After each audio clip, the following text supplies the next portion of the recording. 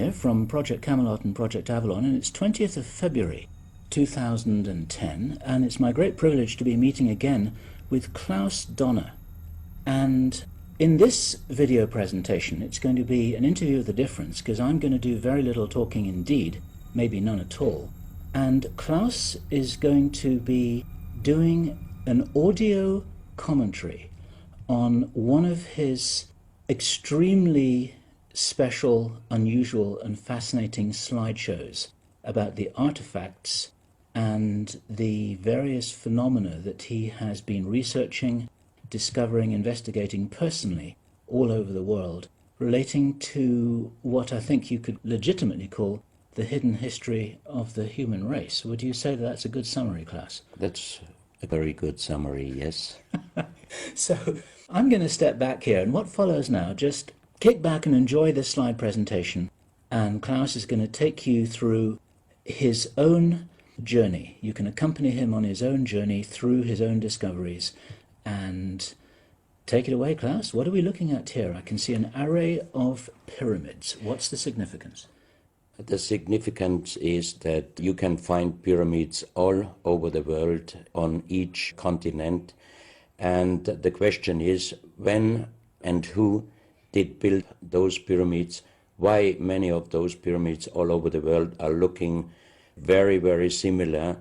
Another question is, did there really exist a global civilization? And I think many of our researchers are really telling us that once upon a long time a global civilization existed. But how many thousands of years ago, we don't know.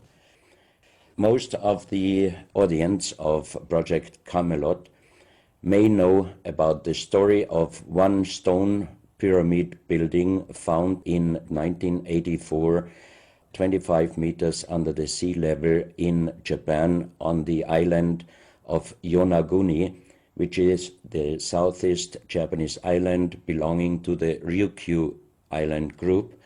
And there is still a struggling of some international archaeologists who are saying that these monuments were done by nature. But my friend Professor Masaaki Kimura did several years since then researches not only on this monument, but also he found several others close by. On the right side down you have a model, and one thing nature is definitely not doing on top of two platforms of this monument. There is one huge stone turtle and one huge stone bird like an eagle. Nature is doing many things, but not such a precise, perfect monument. And the question is, where are all the stones? If nature would have done it broken down, where are those stones? There are also streets, and there was also found a stone stadium like a Roman Colosseum with stone seat rows and stone stairs. Nature is great, is doing many, many great things, but not such perfect buildings. Here you have the huge stone turtle, and you can see also how small is a diver against this big monument. Here you have one street with stairs going up. Here again a very close-up picture just to recognize the size of this huge monument. Here you can see some world maps. On the top, on the right side, you can see the Piri Reis map, which was used already long time before Christopher Columbus came to America. And you can see how perfect this map was already in the beginning of the 16th century, showing part of Europe, of Spain, Portugal, part of Western Africa, and also part of South America. We do not know until now who was able to make such a perfect map already centuries ago. And on the rest of the Piri Reis map, which we do not show on this picture, you can also see the Antarctic without ice. In 1956, researchers found out that the Earth under the ice mass at the Antarctic is exactly like the Piri Reis map was showing. So this Piri Reis map should be at least older than 10 to 12,000 years. But the next question would be, who was able to make such a wonderful world map? On the left side, on top, you see Atlantis, done by Athanasius Waldseemüller, and the map is the other way round. He did it the other way round, and you can see the continent between Europe, Africa, and also America. And you can see on the left side down different sides of a huge stone world map. This stone world map was found in 1984 while gold digging in Ecuador in an underground tunnel system with other 350 artifacts which do not really fit any known and existing South American pre-Columbian culture. On this stone map is a natural quartz line, a white one, and this is the front side of the world stone map, and you can see approximately in the Near East, close to Saudi Arabia, you can see an inlay as an eye.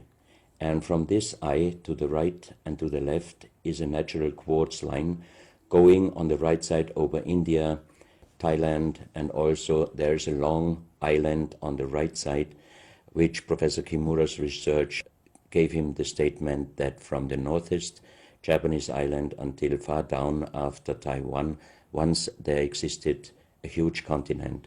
But then this world map must be older than at least 10 to 12,000 years. And here is the back side, and you can see on the right side coming the quartz line passing in the Atlantic, a continent, Atlantis, which in our days does not exist anymore. Then the white line is crossing part of South America, and here you have a close-up, and you can exactly see the Bay of Guayaquil, an inlay going up to north, and a round inlay showing exactly the place where there were found those artifacts, and there is also the best quality water worldwide existing. One other very interesting artifact found on the same place in Ecuador is the so-called pyramid with the eye. The eye is an inlay, the stone is gray and white, and you have 13 steps, and it looks exactly like the pyramid with a shining eye on the $1 US. If you put this pyramid under black light, the eye is shining very strongly, and it looks really like an eye, but not real like a human eye. Here you have a close-up of the eye, and you can see the colors of the inlay. On the bottom of this pyramid, you have the inlay in little gold plates showing the Orion star constellation, and you have unknown writing. The translation of Professor Kurt Schildmann, who was the president of the German Linguistic Association, and he was perfect in more than 40 languages. He was able to translate this writing. He called it pre-Sanskrit because it is older than the oldest writing. And the translation of these 4 letters you can see here, his translation is "the Son of the Creator comes." As we found the same writing on stones in certain countries like Ecuador, Colombia, Illinois, United States, Clausel, France, Malta in the Mediterranean, Turkmenistan, Australia, and in southern Calabria, Italy, just a few years ago. Always there are stones and ceramics, terracotta, with the same writing. That means this writing existed once worldwide, and that means there must have been a global civilization older than Sanskrit, older than 6,000 years. And Professor Schildmann also told me that this writing has a little similarity to the Indus writing and also to the Easter Island writing. And as he said, this is older than Sanskrit. He called this writing pre-Sanskrit.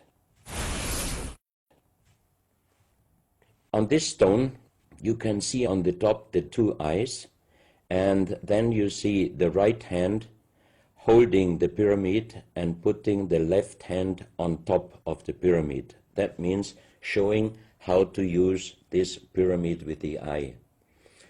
On this stone you can see an encarving, sitting a man on a stone holding the pyramid exactly as it was shown on the artifact before. From his eyes are going rays out, and on the right side you see two bowed persons. On his head he has something like a small helmet, and from this helmet goes up like an antenna to a strange object over him. And here you have the photo of the discovered helmet. We could not yet make a metal research or checking what kind of metal was used, but you can see in the center of the helmet that something is missing, and that might have been this kind of antenna which was shown on the artifact before. Another very strange finding from the same place is one big jade cup and 12 little jade cups.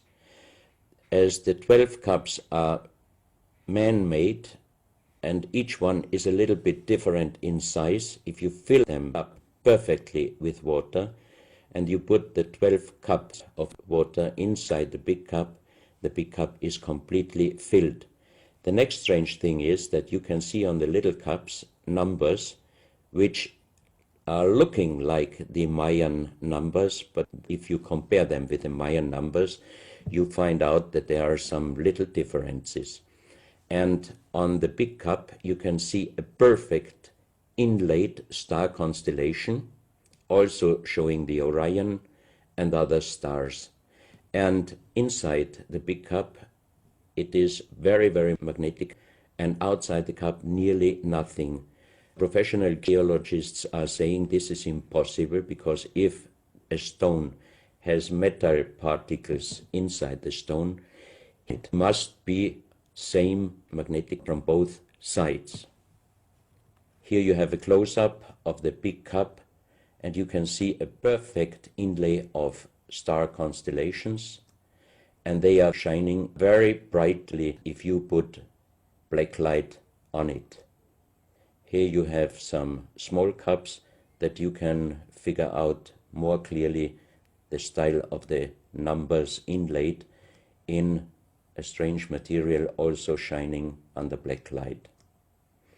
That's another piece, a jade plate with the same star constellation inlay like on the big cup, and two persons facing the sky, and on the next picture you can see that also the eyes of these two statues and the star constellation is shining very strongly under black light.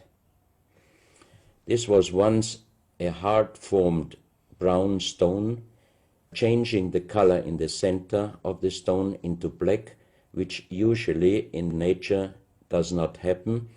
And you can see, if you look very close, you can see a face with closed eyes, with a mouth, the nose, a long beard and long hair. On the left side, the face and also the stone is broken. This is the reverse side of this stone. You can see a spiral and a triangle. The center of the triangle is very magnetic, also shining under black light. Here we have the backside of a cobra. The cobra never existed in South America, but this one was found at the same place. On this side of the cobra head you have 33 lines in lines. So 33 is also a very mystical number since long time. And on the left side and right side you have 7 points inlaid, and maybe these are the chakras. Also this cobra head is shining brightly if you put black light on it.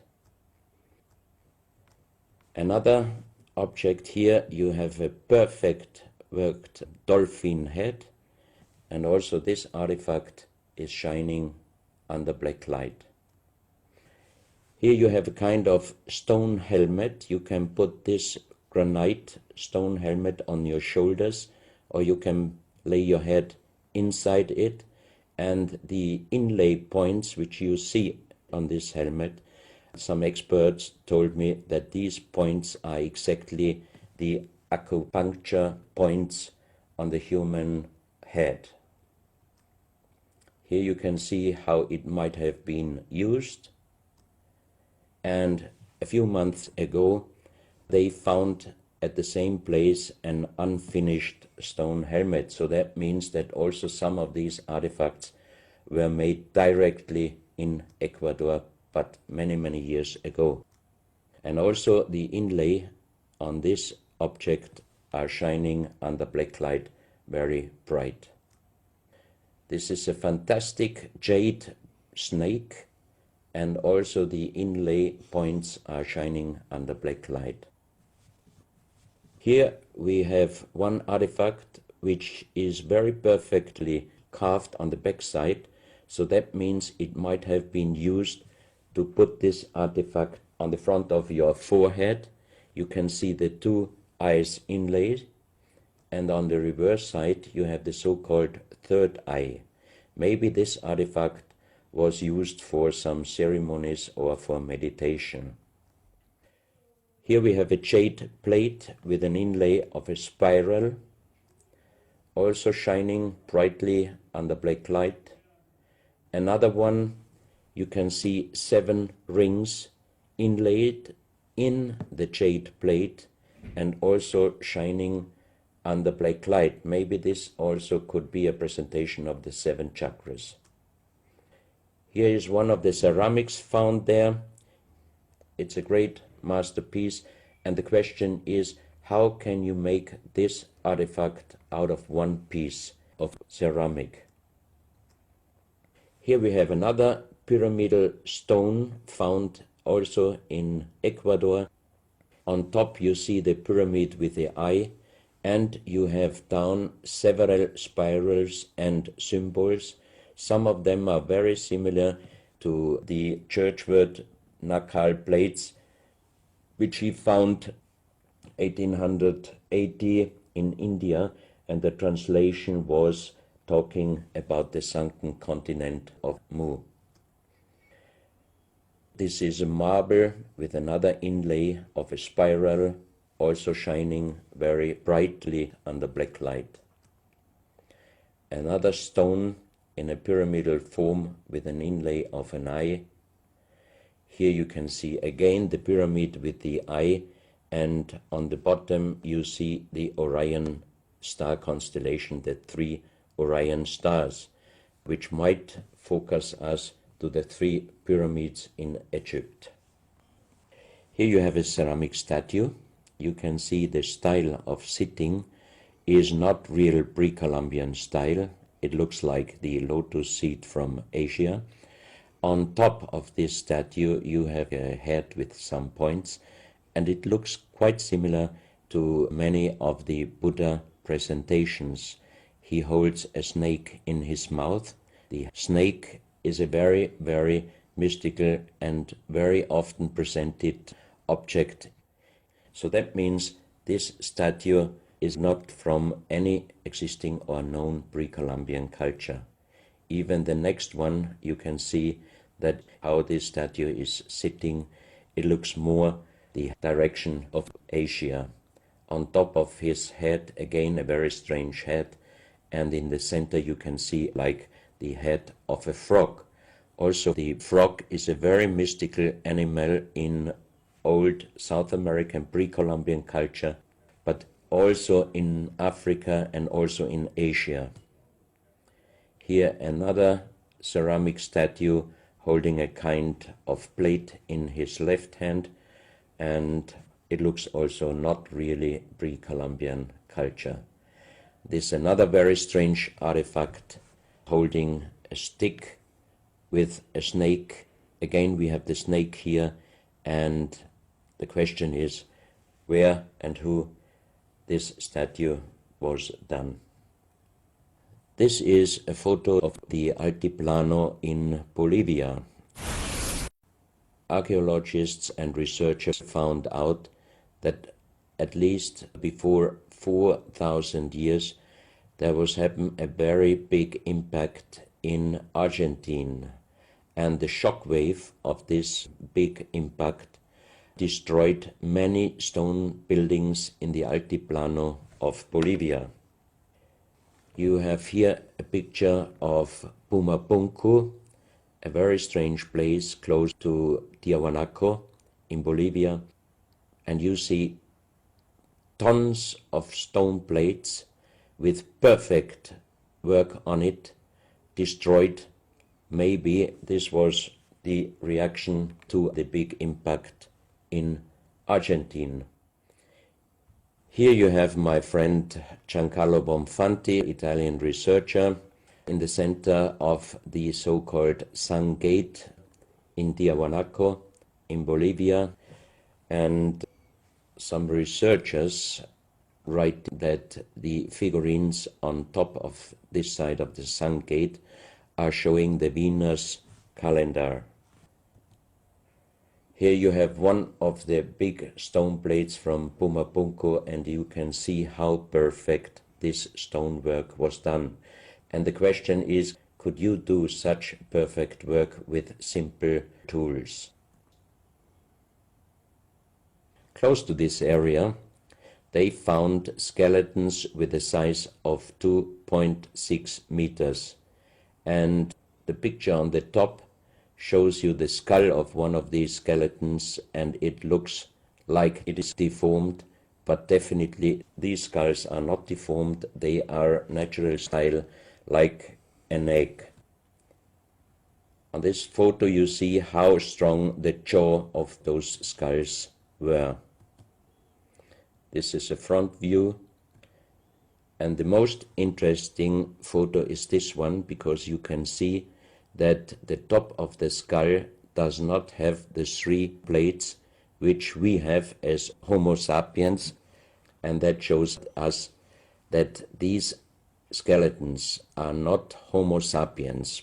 What we might be able is doing a DNA check and an age dating on these skeletons, because we are very much wondering what kind of humans did exist long time ago and how long ago. On the next pictures I show you some artifacts found close by the real giants, and when I first time got this mask in my hands, I tried to look through the two eyes. At that time I didn't know that they were belonging to 2.6 meter skeletons, and I was just wondering, why did they make masks where you can only look out from one eye? But after knowing that those people were over 2.5 meters, I could imagine that their skull was of course bigger than our skull, and that's why these masks were for us oversized. That's another mask from Bolivia, another one with very wonderful encarving, many spirals and many symbols, which we also found in many other cultures. This is a very heavy stone figurine, and again here you can see on the top the head of a snake going down on his backside. This is the reverse side. You can see again the snake. So that means the snake must have been a very, very important animal in the past of our history. Here you can see a stone flute. The strange thing is that the vibration of the sound of these stone flutes is exactly the same as our brain waves. So that means maybe those flutes were used for meditation or for healing purposes. And each two holes are connected perfectly with each other. That means you can make perfect holes into this very, very hard stone, but how you connect with simple tools the two holes on the bottom, this would be even in our days a very difficult work to do. Because it's in the shape of a U and it curves around inside the stone. That's right. And with simple tools you are definitely not able to do such a work. And even the holes are very precise. This is the form of a boat, and you have 3 flute pipes at the end. Here you can see how perfectly they were made. This is another flute, very small. You can use it only with very soft blowing, and the sound is like the sound of the dolphins. This is an artifact where we do not have any idea for what purpose it was used. Now we are in Colombia. On the next few photos, I show you very strange artifacts from Colombia in South America. The most famous industrial designer and architect in Colombia, Professor Jaime Gutierrez, is collecting strange artifacts from his country already since centuries. His most important piece is the so-called genetic disc. Here you can see a disc made out of lyddite, a very hard stone. It's nearly the same hardness as granite, but the structure of lyddite is like leaves, so it would be quite impossible to make the same disc in our days out of the same material. The diameter of this disc, we call it the genetic disc, is about 27 centimeters. And on this disc you have several things presented which usually you can only see with a microscope. For example, on the left side, around 11 o'clock, you can see one egg, human egg, without, and another with spermia. On the right side, at approximately 1 o'clock, you can see some spermias, and then you have several very strange presentations which we could not explain. But here on the left side you have a microscopic photo from the inside of a lady done by a Swedish photographer, and you can see that the egg without and with spermia looks exactly like the presentation on this genetic disc. On the reverse side you have on top several presentations of fetus in different size, different age, ending up with looks like a little child. You see also at the end of the plate around 6 o'clock female and male, and also on the right side around 9 o'clock you can see the presentation of man, woman and child. But the strange thing is how they present those human-like heads. Here you can see a knife done by the same material, lyddite. On top of the knife, on the handle, you have mother's head.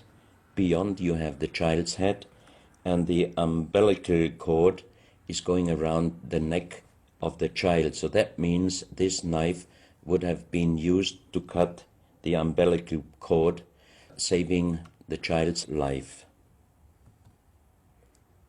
This is a close-up mother, child, and umbilical cord. This is an instrument. It might have been used for helping the child coming out, leaving the mother, when there were some complications. And it is also made out of the same material, lyddite. You have here the vagina and the child's head coming out. And on the reverse side, you can put only your thumb inside. That means you can only use this instrument with your fingers, meaning you cannot use power. So that means it might be safer helping the child leaving the mother than our instruments we are using in our days, because sometimes the modern instruments, while being used, can damage the child's head. This is an instrument It might have been used for helping the child coming out, leaving the mother, when there were some complications. And it is also made out of the same material, Luddite. You have here the vagina and the child's head coming out, and on the reverse side you can put only your thumb inside. That means you can only use this instrument with your fingers, meaning you cannot use power. So that means it might be safer helping the child leaving the mother than our instruments we are using in our days, because sometimes the modern instruments, while being used, can damage the child's head. This, we think, is a medical instrument. It is also Luddite, and it's a perfect form. Another one, and these are other ones, they are very much smaller than shown on this photo. And when we did material check in Vienna, the most expert worldwide checked those pieces. First of all, the material.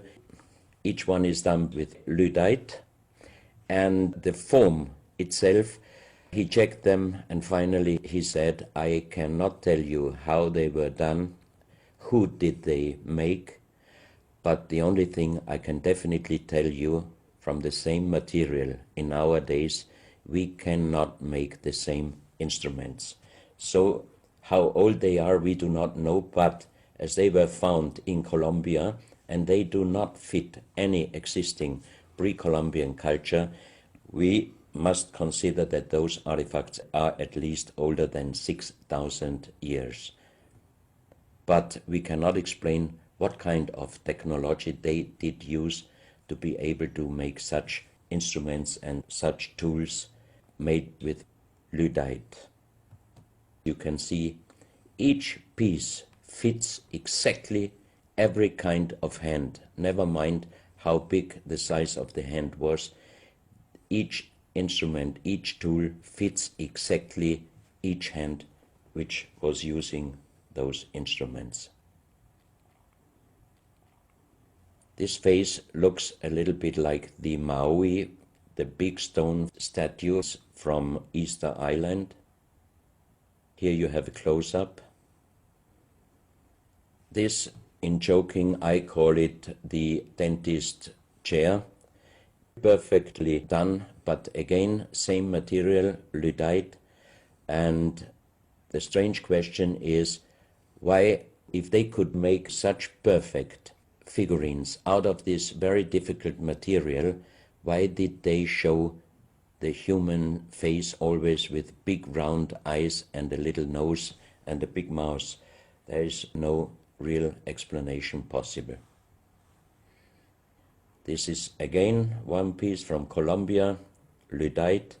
On the front side you see the mother holding the baby, and on the back side you see the man with armors, most probably for hunting.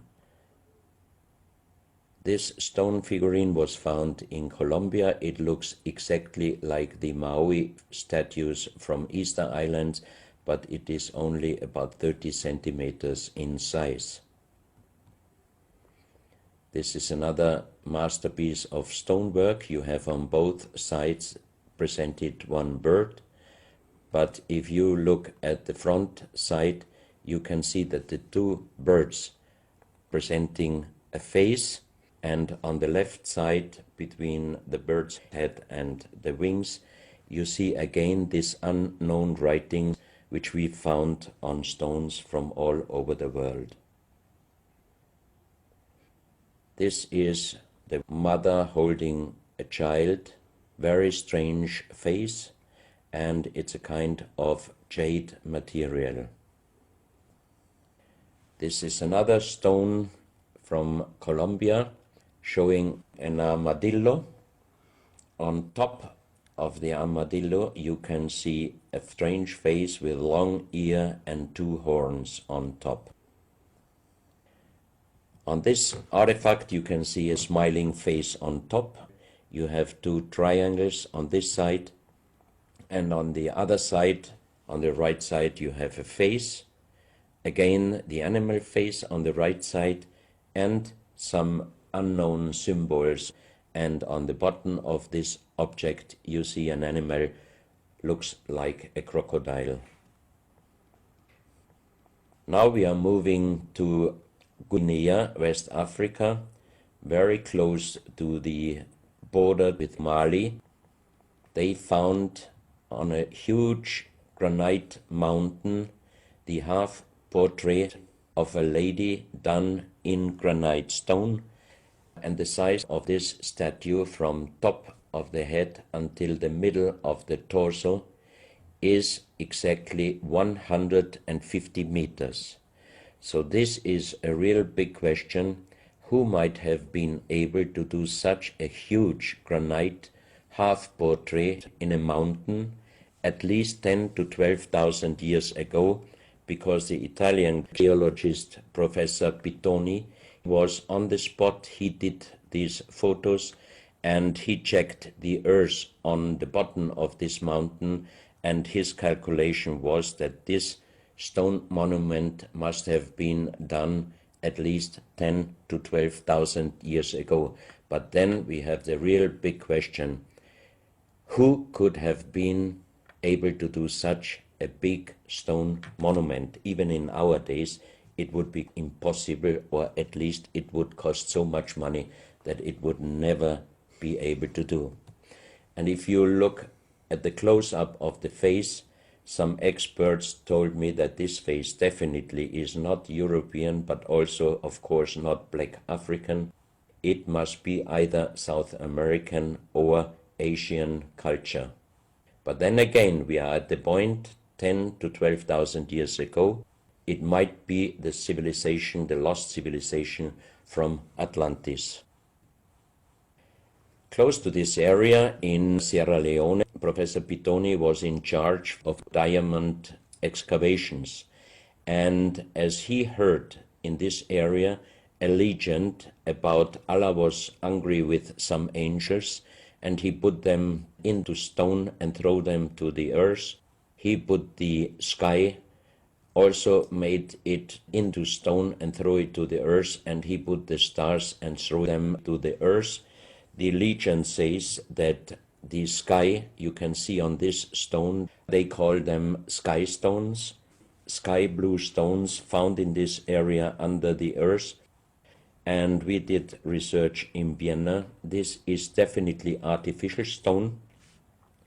It's not a natural stone, and all the material could be found, but the only thing they could not inform us is what kind of color did they use to get this real sky blue color. The stone figurines found from 20 meters down to even 50 meters. Professor Pittoni always took some organic material from the finding place, and the age dating of those stone artifacts are from 2,500 years up to the oldest one, 17,000 years. Here you have a granite stone, so-called nomoli, stone nomoli, with very nice encarving. Here you have a man sitting on an elephant. As there are also the legions of giants all over Africa, you know how big is an elephant. It's a wonderful stonework. It's very hard and very heavy.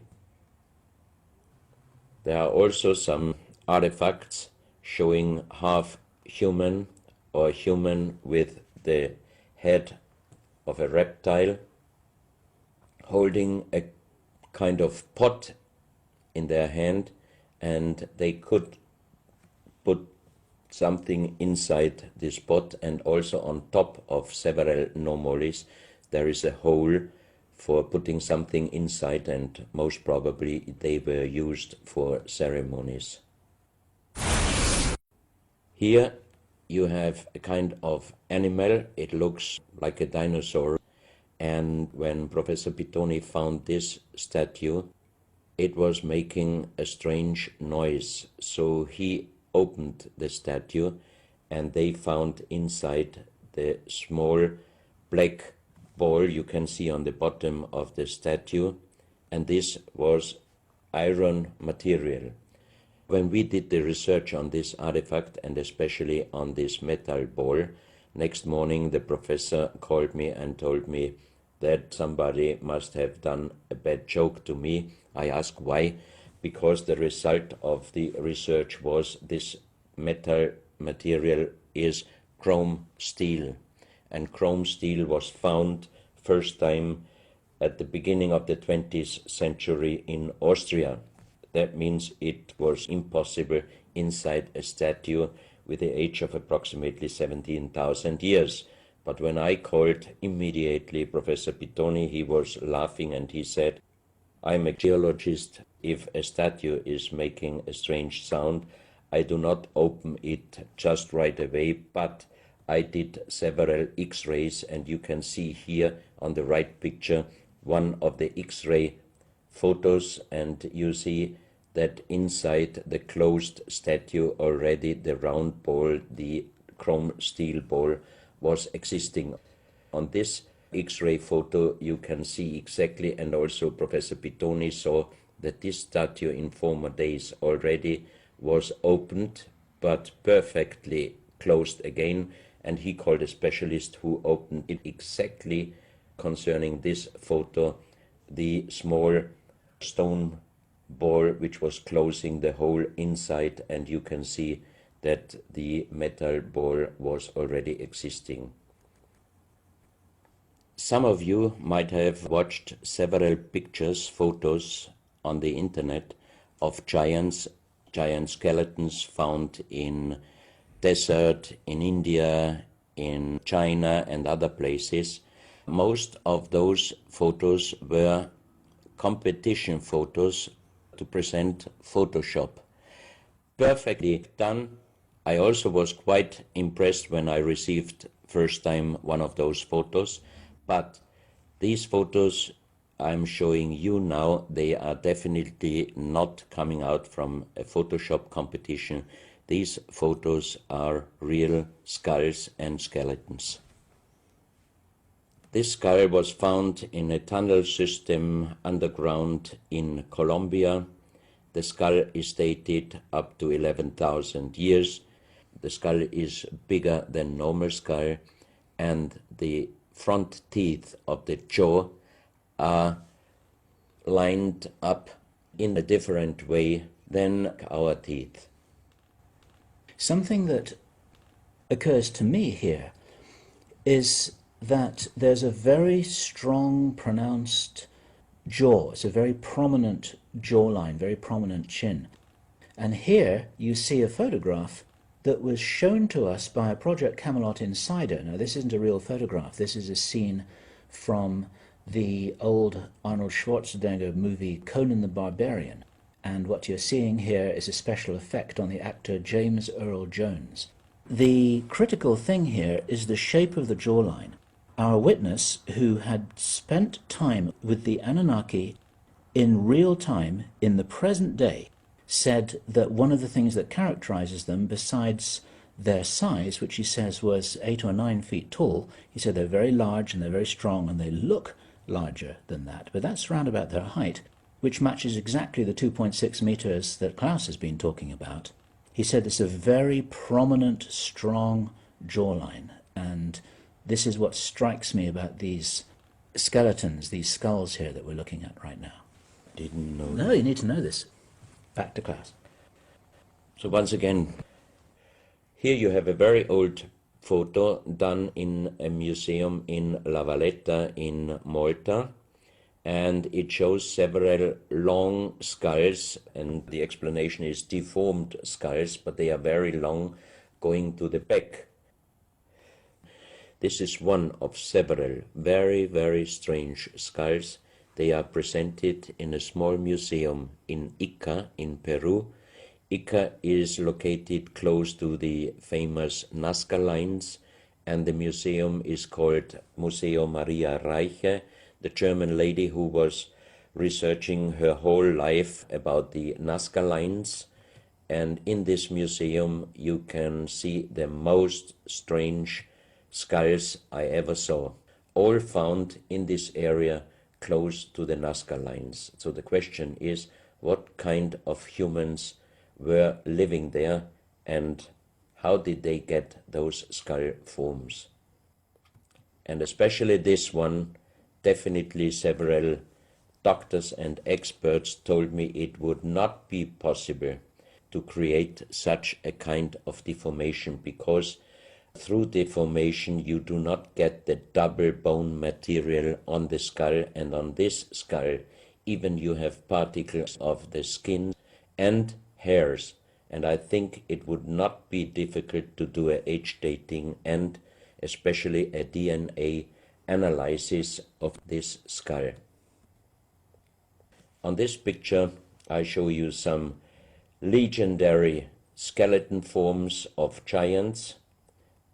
In the year of 1964, in the south of Ecuador, in the province Loja, there broke down a part of a mountain platform, and Father Carlos Vaca, who was working as a priest in hospitals, he was called to this place and he found the broken bones of a giant.